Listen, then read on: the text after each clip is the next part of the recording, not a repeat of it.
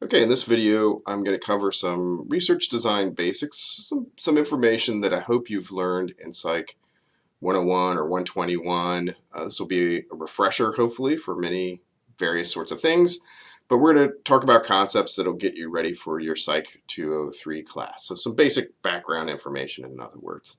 We have different ways in which we can gather knowledge, and we'll be dealing with the scientific method in this class, and in, of course, in your other class that follows this one, Psych 299. It's worth thinking about the ways in which we come to believe things. So there's the method of tenacity, right, where it's always just been true. So this is sort of a traditional kind of view. We could appeal to the method of authority, which is, comes from a particular source. We could appeal to our intuition because it just sort of feels true. A slightly better way is rationalism, and this would fall in the domain of philosophy. So where you use logical reasoning, and of course there are fallacies in logical reasoning, but both of these, or rationalism, I should say, logical reasoning includes both inductive and deductive reasoning. So I like this graphic because it sort of shows you how things fit together, in particular even with the scientific method, as we'll get into in just a second. But we could begin with some known conditions or theory, and from that we could deduce or derive a hypothesis. So deduction is sort of taking existing knowledge and coming up with some logic of a prediction, in effect, a prediction or some kind of hypothesis from those known conditions or theories. Then in some cases you might just stop there. So a lot of philosophy might just stop there with just that kind of reasoning. But psychologists go a little bit further, and psychologists and other scientists go a little bit further and actually observe. We collect some data. So this is the concept of empiricism, getting some data to sort of test that hypothesis. We then sort of would examine what that hypothesis, or what the outcome of that empirical data collection was.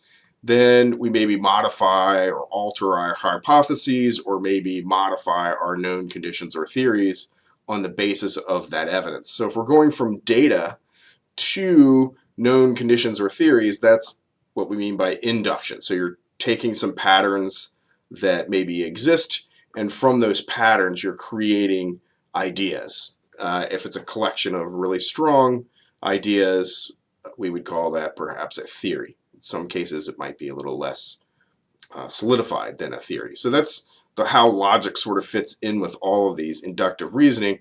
Now, of course, empiricism, as I mentioned in the previous slide, is using observations to generate some knowledge and beliefs. Now, the cool thing about science is that it blends both rationalism and empiricism in the steps of the scientific method, and what it does is we're attempting to generate knowledge that is free from bias as possible, right? So that's the idea behind it.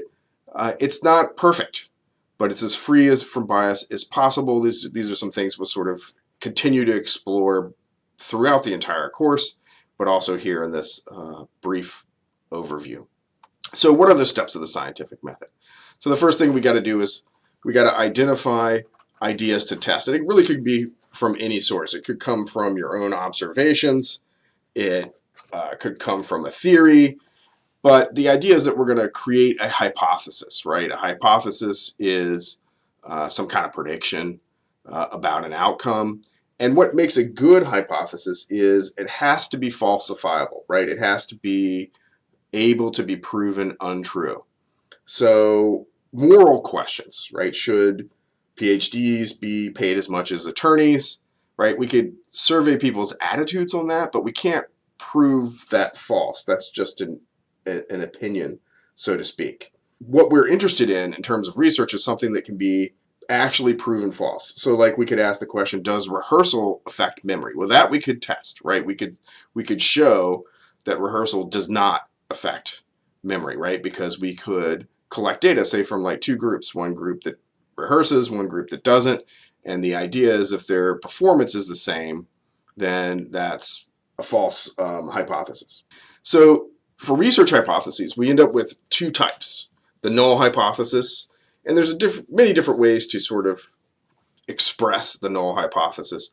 We're going to spend a lot of time in this class talking about the null hypothesis because that's what we test in statistics.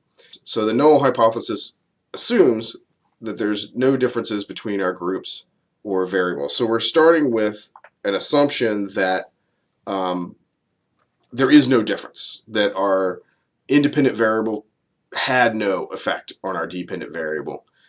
Another way to sort of express this is that the observed differences were due to chance, and what we mean by chance is sampling variation. This is something I'll talk a little bit more about at the end, but the idea here is if we just sampled two groups and looked at characteristics of those groups, like the mean performance on some variable or dependent variable, there's going to be some differences. The question is, are those differences just due to sampling variation, or are they due to something else, namely what we did in the experiment?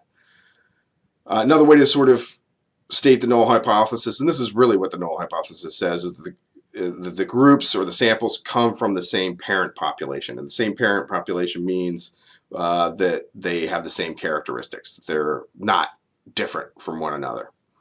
So we're going to test the null hypothesis with statistics, and ultimately we either retain the null hypothesis, keep it, and find that there's no difference between our groups. Whatever we observe is just sampling variation and it's not real or apparent.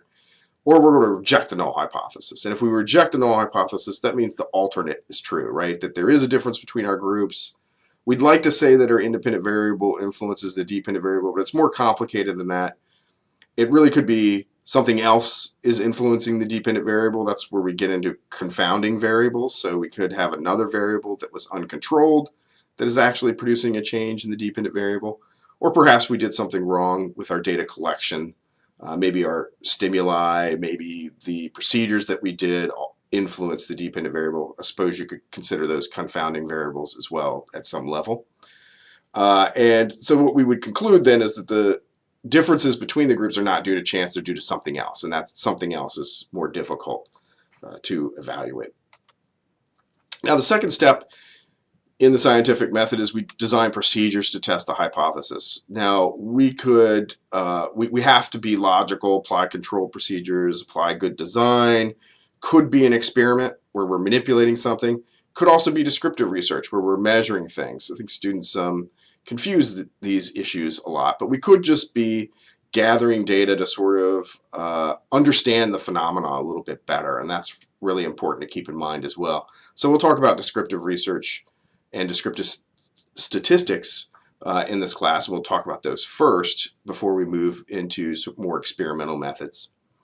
We then are going to collect our observations, so this is sort of the empiricism piece of this. And then we're going to analyze the data. So this class really focuses on step 4, like how do we do this process. We're going to oftentimes use statistics. We're going to test the null hypothesis. This is something I mentioned in the previous slide. So we're going to be lingering a lot at step 4 in this class. And then, of course, if we evaluate or analyze the data, then we're going to interpret it. So we have to make sense of it. And in this point, we're going to use some logic and reasoning to sort of make sense of the evidence. So we'll focus on step 4 and a little bit on step 5 in this class. I'll give you problems and you'll have to sort of figure out what it means. And then step 6, communicate the findings. Now we will communicate the findings a little bit in this class in terms of like we'll practice writing up a results section, for example. But you're going to focus much more on this communication bit in your Psych 299 class. So in Psych 299, you're going to do some kind of research project from beginning to end. So you'll work with step 1, step 2, step 3, collect some observations, step 4, analyzing the data, 5 and 6. So really all of these steps you'll do more in 299. But in this class, we're going to practice steps 4, 5, and 6 with the scientific method, at least as we do it in psychology. Let's put it that way.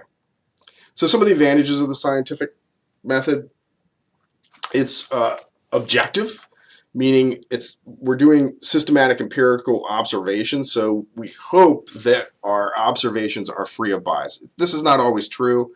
This is why we have to use good experimental techniques and procedures. The really nice thing about the scientific method is it's self-correcting. So that's its main advantage over those other methods, like the method of tenacity or method of authority. It allows us to distinguish between fact and fiction. We have a mechanism for doing so. So we don't always get it right in science, but eventually the truth does come out. So if we get it wrong, somebody's going to come and gather more evidence, and eventually we will revise our position based on new data, based on new evidence. So that mechanism, that self-correcting mechanism, is a wonderful thing, but it also can lead to some misunderstandings in the public because it depends on where you are in the time. So if you're at the beginning of a phenomenon, so think like when we experienced COVID, early on, we didn't know a lot about the virus, and so there was a lot of misinformation or confusion over what was going on, and that was just because we didn't have the knowledge. And then as the data starts to come in, things start to reveal themselves, and we start to be able to distinguish better between fact and fiction. And as more time and more evidence, more data collection goes on, that gets clearer and clearer. So the goals here of the scientific method is we want to describe phenomena, so characterize things. And if we're focused on psychology, we're talking about behavior. Sometimes we want to predict it. Can we predict behavior? Sometimes we're focused on explaining it, developing the mechanisms, like how does this work? Why do people do what they do? And in some cases, we might want to control it, right? Particularly if it's undesirable kinds of behaviors or behaviors that interfere with one's life or their own set of goals. We might want to control it, and having that knowledge about how things works allows us to control. So those are the overarching goals of the scientific method. So let's talk a little bit about research variables. This is going to be important in this class. So a variable is any property or characteristic of an event, object, or person that can take on different values at different times. It varies, right? Versus a constant, which is the same all the time. So there's theoretical and operational definitions of variables when we're talking about science and scientific research. So the theoretical definition is a very abstract definition of a concept. So if we're talking about things in psychology, we might be interested in like learning. And a theoretical definition of learning is the process of acquiring information over time, right? So that's a very abstract definition. Very few people would disagree with that, right? There might be some semantic disagreements, but very few disagreements over that definition. We might also, like another example might be mood. Mood is a state of feeling at a particular time, right? Again, abstract kinds of definitions. An operational definition, on the other hand, allows us to be more specific, and we have to be more specific if we're manipulating, like changing something, or if we're measuring something. So like if we go to measure learning, we'd have to design a task and create a scenario where we can measure what people have learned, and those terms or conditions would be our operational definition. Or mood, if we want to manipulate mood, we'd have to define it in more concrete terms, and then we'd have to measure it. So maybe you might measure it by asking people to indicate what their mood is on a scale, for example. But whatever our operational definitions are, they have to be defined, thought about very carefully. And this is where there's a lot of disagreement in research most of the time, is with the operational definitions. There's a lot of times there's a problem with the quality of those definitions, and people will alter and create new experiments based on some problems with an operational definition. Now, variables fall into 4 different scales of measurement. This will be particularly important for our class because this influences how you analyze the data.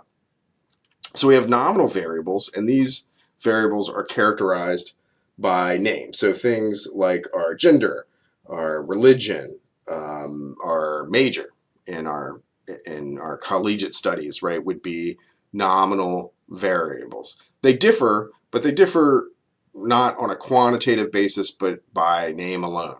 In some cases, you could have experimental groups that fall into this category, right? So if you have an experimental group and a control group, and you've done something different to an experimental group versus a control group, so the group level there is a nominal variable. Ordinal is a rank ordering of data. So think like a race finish. So you definitely have a first place finisher, second place finisher, third place finisher, etc. The issue here is the units in between each placement on the scale are not constant, right? So you could have your first place finisher could, say, finish at a time of 10 minutes. Your second place finisher might finish at 11 minutes, and your third place finisher might finish at 11 minutes and 1 second, right? The units in between each data point on your scale are not fixed. They can change. So that's an ordinal scale. Interval, we have equal units that separate each value, so the distance is known. There is an arbitrary 0, so it can have a 0 point, but this is arbitrary. Things like temperature, so Fahrenheit temperature, for example, the units in between each value are known, right? So you have 30 degrees versus 32 degrees. The 0 is arbitrary, so it's based on water boiling at 100 degrees.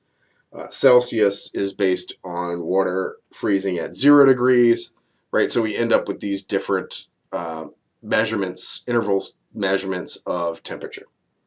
Ratio scales form a continuum. So that means you can subdivide your measurement and get more and more precise measurements. So think of time. Time forms a continuum. We could measure time in days. We could measure it in hours, we could measure it in minutes, we could measure it in milliseconds, etc. We could get more and more refined with our measurement because it forms a continuum. This allows us to make ratio statements. So, you could say 10 minutes is 2 times greater than 5 minutes, right? You can make ratio statements, and there is an absolute 0, right? So there's an absolute 0 for this. No time elapsing between 2 events would be an absolute 0. So our scales of measurement are important for this class because, as we will see, a lot of statistics require that you have interval or ratio data.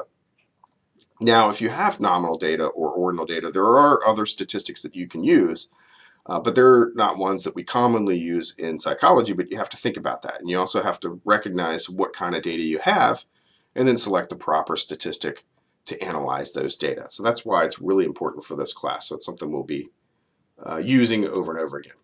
So there's different variables in a research setting. And I've already used some of these in this presentation, but I want to make sure that you're clear on the definitions here. The independent variable is the one that is manipulated by the experimenter. So if we're interested in does ginkgo biloba enhance memory, that would be the variable that we can manipulate. So we could take one group and we could give them a placebo, take another group and give them some ginkgo biloba, and then we could test their memory. So what we measure, in this case memory, would be our dependent variable. That's what we measure during the experiment. Now we would want to hold some other variables constant to control across groups. We would want to hold some variables constant in the experiment to eliminate their influence. So one example in this mock experiment that I have for you is age. We know age influences memory, so we would want to make sure that the groups had participants of roughly the same age. We'd also want to control the dosage, right? Typically, substances get absorbed differently by your body mass, so we usually give a dose based on weight. The other thing we would want to control for is expectation, so that's why we would want to have a placebo group who would be receiving a quote-unquote drug, but it's really a drug that doesn't have any effect on the body. Now, uncontrolled variables are variables that are left uncontrolled by the experimenter. These, a lot of times, maybe won't have an impact, but they could develop into a confounding variable. This is, of course, another potential cause for the observed outcome other than what you manipulated, other than your IV, right? So good thing to keep in mind is that your statistics are going to be blind to this, right? This is something that gets evaluated by looking at the research design. Your statistics just sort of give you an output. They're going to give you a decision that either your groups are due to sampling variation or they're not. And if they're not, it doesn't know what caused that difference. That's where your research design and the science and the logic and the reasoning all come into sort of evaluating that concept. So the goals of experimental research in general, so we're talking about experimental research here, the goals are to control, right? So we want to control influences, right? We want to get the best possible empirical data that is free from bias as possible. And this helps us. The idea here is we're just trying to isolate the cause of change. So if we, in theory, controlled every variable but only changed one thing, then logic would say that the only thing that could cause that difference was what we did, our independent variable. In practice, it's much more difficult than that. It's much messier than that, and control is a very difficult thing to do. And it's a very difficult thing to get right. But that's what we're trying to do, is control. The other thing that we're trying to do with experimental research is establish the reproducibility of our results. And so we assume, we study with science, we study the natural world, and we assume that there are some regular rules of operation in the natural world. And so we assume that if a phenomena is real, that it should be reproducible, right? So we could get this through direct replication, and a lot of times this is done in certain sciences. So for example, I had some grad school roommates who were physicists, and they would do a lot of things through direct replication. So they work with lasers, and they would shoot lasers into various samples of material over and over again and measure sort of the light output of that laser hitting that sample of material. Psychologists get it mostly through statistics. So what we do is we collect a sample, and we use statistics to help us figure out what's the likelihood that we would get. So we assume the null is true. We assume that there's no difference between those two groups, that they were sampled from the same population and they're not different. And we want to know what's the likelihood that the differences we observe in the groups are due to sampling variation. So that's a difficult concept to grasp and understand. I'll spend some time in class talking a little bit more about this, working with you on it, but that's the idea here. We get essentially a probability, and the probability sort of lets us know, assume the null is true, what's the likelihood that that observed outcome is due to sampling variation. And so that's what we get. And so we're going to spend a lot of time this semester sort of figuring that out, how that works, what's the logic behind all that. So that concludes our first lecture that gets you hopefully up to speed with some of the basics that I think are important to understand before starting Psych 203. We'll have some time in class to talk about some of these things. If you have some questions, just write them down and bring them to class, and we'll talk more about this. Thanks for listening.